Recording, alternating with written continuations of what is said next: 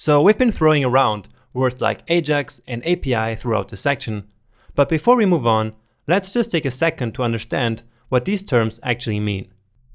So AJAX stands for asynchronous JavaScript and XML, and basically it allows us to asynchronously communicate with remote servers.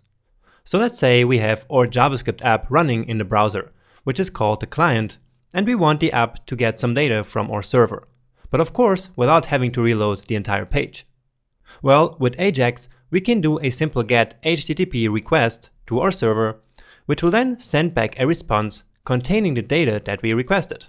And this all happens asynchronously in the background, just the way we learned before. Also, of course, this not only works for getting data from the server, but also to send data to the server, by doing a POST request rather than a GET request.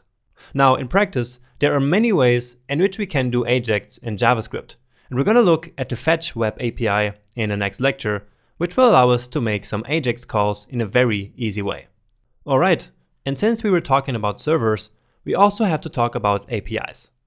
So, API stands for Application Programming Interface, and on a very high level, it's basically a piece of software that can be used by another piece of software in order to basically allow applications to talk to each other.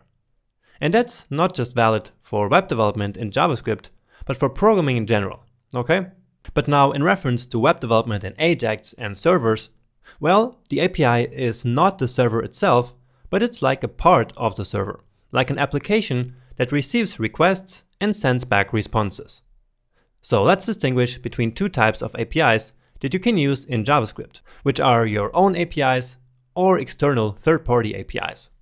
So let's imagine for a second that you're building a traveling app, and you have a database with different destinations and tours that you're offering.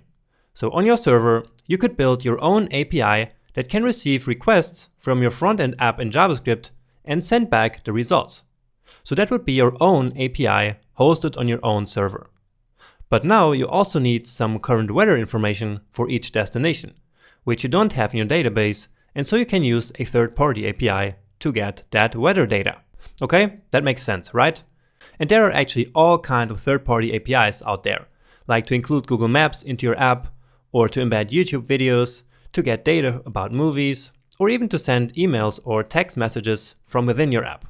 There are really endless possibilities, and that's why APIs are getting so popular in web development. Okay? So these are the very fundamentals about AJAX and APIs, but it's all you need to know in order to get started. So let's move on now and use some AJAX in practice.